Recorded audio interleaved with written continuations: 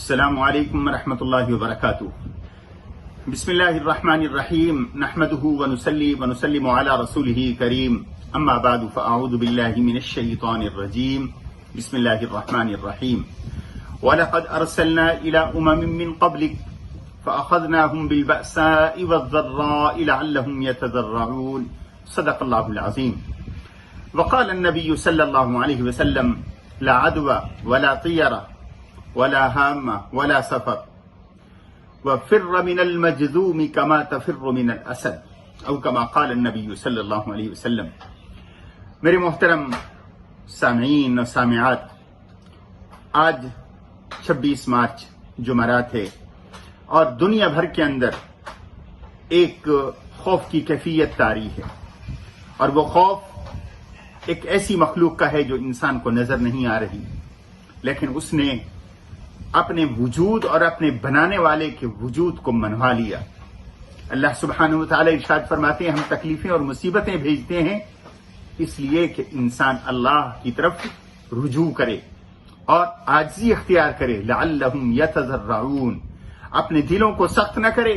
فلولا اذ جاءہم بأسنا تضرعوا ولکن قست قلوبہم، کہ عاجزی تقاضا تھا جب اس طرح کی صورتحال تھی، اللہ کی طرف رجوع تقاضا تھا۔ آج اس بیماری نے مختلف جگہوں پہ ایسے اپنے پنجے گاڑ دیے ہیں، کہیں ہزاروں کے حساب سے اموات واقع ہو چکی اور کہیں پہ سینکڑوں کے حساب سے، کہیں پہ درجنوں کے حساب سے، اور ہر ایک شخص خوف کی کیفیت میں مبتلا ہے۔ وہ انسان کہ جس کو انسان ہی اس لیے کہا جاتا تھا کہ وہ باہم مل جل کے رہنے والا تھا، انس اس کے اندر تھا، انسان انس رکھتا تھا، سوشل اینیمل اس کو کہا جاتا تھا کہ یہ معاشرتی طور پر ایک دوسرے کے ساتھ رہنے والا اللہ کا، یہ وہ اللہ کی مخلوق ہے کہ بغیر میل جول کے یہ زندگی نہیں گزار سکتا۔ آج اس بیماری اور اس انسانیت دشمن وائرس نے بلا تفریق مذہب، بلا تفریق نسل، بلا تفریق امارت و غربت، ہر ایک کو اپنی لپیٹ میں اس طرح لیا ہے کہ اس کا علاج سوائے اس کے کچھ نظر نہیں آ رہا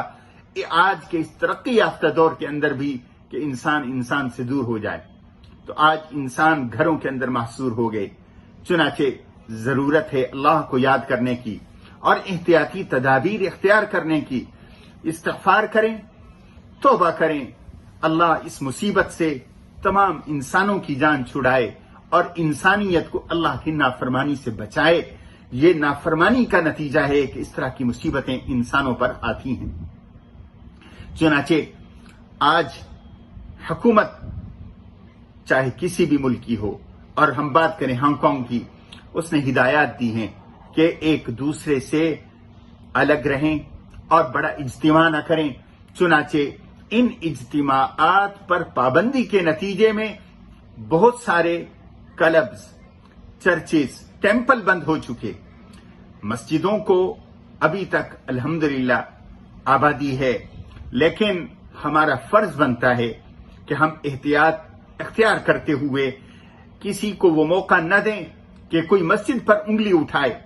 کہ مسجدوں کی وجہ سے یہ تکلیف پھیلی۔ ہمیں اللہ سے امید ہے اگر ہم احتیاط کریں،